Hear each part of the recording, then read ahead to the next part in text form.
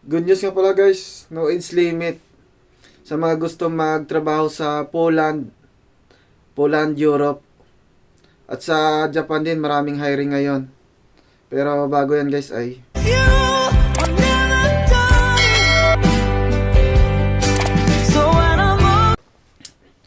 okay guys, sa mga gusto nga pala magtrabaho guys pa Poland ay maganda po kasi yung edad nila ay 20 to 50 years old sa agency, no?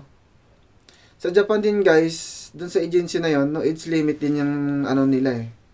Nakalagay ba? Kaya lang, yun pa ay depende po talaga sa employer. Kasi kadalasan kasi ng mga employer na kinukuha nila ay 20 to 30 years old lang. Depende na rin, kasi minsan may mga extension din yan.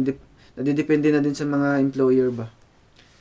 Sa Europe guys, yung agency nga pala guys na applyan nyo ay Uno Overseas Placement Incorporated or Uno Agency. Yan yung mga ramis lang kinukuha sa Japan, no. Saka may hawak na rin silang ano ngayon, Saudi, United Kingdom or UK. Saka yun yung Poland. Yan ang maganda nila din sa Poland guys, kaya ang nakalagay nila ay 20 to 50 years old. So maganda yan guys kasi sa medyo may edad na. Siyempre hindi naman natin maiwasan na magkakaedad tayo, no. Yun maganda yun, may chance pa kayo na makapagtrabaho sa ganun. Sa kayong sweldo din guys sa ano, yung salary sa Japan saka sa Poland. Halos hindi lang magkalayo guys, halos magkaparehas lang. Kaya maganda rin sa Poland. Ito guys, ilalagay ko dito. Ito yung sabi nila guys sa Uno eh. Oh. Nagre-reply siya dito sa mga comment na kasi may nagtanong dito kung may age limit ba dyan. Ito yung sagot ng ano man dito, ng agency. Oh. Sabi niya dito, ito, may no age limit dito. Pero kadalasan kasi kinukuha ng mga Hapon ay ano, mga 20 to 30 years old, no. Nadidepende din kasi sa employer nga daw. Tapos ito sa Poland naman ay nakalagay na 20 to 50 years old. So, maganda to guys kasi may chance kayo na makapag-apply, no, sa mga siyempre mga lagpasan ng 30, no, pataas. Kasi sa Japan maganda rin sa Japan dito, kasi sa Japan maganda talaga dito kasi ano siya, napaka-safe lang yung lugar na dito, no. Bihira lang yung mga magnanakaw dito ba. Pag naiwan mo yung mga gamit sa labas ay hindi siya basta-bastang nawawala, no. Tapos pag nawala yung mga gamit mo ay nababalik siya ba. Yun lang yung kagandahan dito sa Japan, no. Dito sa Japan naman kasi nadidepende din sa amo nyo. Minsan may mga amo naman na mabait talaga, pero kadalasan naman mabait naman talaga mga Hapon, no. Kasi mga kagandahan dito sa mga Hapon ngayon ay medyo ano na rin sila, bumait na ba. Kasi yung mga Pilipino dito na nagtatrabaho ngayon sa Japan ay may mga protection na sila sa ano, sa polo ba. Sa polo or W, nakalimutan ko na, diba sa W, ano ba yun, yung pumalit sa polo, yung bago. Kaya yung maganda dito ngayon, safe yung mga OFW dito sa Japan. Pero sa Europe ay hindi ko pa alam, no. Pero maganda din daw sa Europe, no. Sana makapag-work din ako dun sa Europe para masabi ko rin sa inyo, no, kung okay ba talaga doon. Yun guys, marami silang hiring nung nakaraan sa Uno. Hindi, na-late lang ako ng update sa inyo, no. Hiring sila nung 21.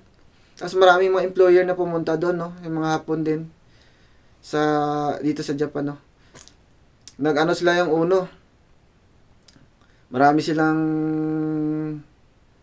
na trabaho ba. Mga welder, mga food processing. Basta ang dami. Ganon din sa ano, yung isa. UK yata yon. Parang nag-hiring din sila sa UK, no. Sa UK, maganda rin sa UK guys. Kaya yun nga lang, medyo mahirap kasi hindi ko lang tanong, parang may IELTS. Kadalasan sa UK may IELTS eh. Yun ang medyo mahirap kunin, yung IELTS nila, no. Pero pag magaling ka naman sa English, madali lang yun kasi English talaga yung ano nila doon ba. Kaya yun. Yan, sa mga gusto mag-apply dyan guys ay mag-apply ko sa Uno Agency. Yun, tingnan nyo din, yung followers nila, 633k yata, mahigit na. Basta ito, ito, lalagay ko na natin ito, yun, makikita nyo dyan, Yan, marami na yung followers niya, Legit na legit yung agency na yan. Saka maganda dyan, inisikaso kayo, saka safe kayo kasi nakakonect sila lahat sa mga, dyan sa polo. Chinicheck kayo lagi dyan, kaya maganda yan sa Uno Agency. Dyan din ako galing guys sa Uno Agency. Kaya masabi ko na maganda talaga yung Uno Agency. Saka no placement fee dyan, wala kayong babayaran, Mga babayaran nyo na lang dyan, yung mga yan na lang. Siguro yung mga iba na hindi nakasali sa mga Saka pag nag-aral ka dyan ng Nihongo, makakaalis kayo guys. Pag nag-aral na kayo ng Nihongo dyan. Ano lang yung aral dyan, 3 to 4 months lang yung aral ng Nihongo dyan. Saka bayad ng hapon yan, libre yan. Kaya yung kinagandahan dyan sa Uno Agency pag nag-apply kayo. Hiring nga pala sila guys hanggang 28. 21 to 28 yung hiring nila dyan sa Uno. Ang dami pa rin nilang hinahard na trabaho kasi maraming mga employer na kumuha. Siguro yung iba baka mga pauwi na rin, kaya ganun. Kaya mag-ano na rin kayo dyan guys, magsi-apply na kayo, pwede kayo mag-apply ng online saka walk-in, pero mas recommend ko yung mag-walk-in kayo kasi mas madali, mas maganda pag walk-in, mas maganda pag nakausap mo talaga sila mismo kasi kung may tatanong kayo mas maganda ba. Kaya yun lang guys, sana makatulong ang video na to sa inyo, baka pwede naman guys paki-like and subscribe sa aking channel para i-update ko kayo lagi dito sa mga para lagi kayong updated dito.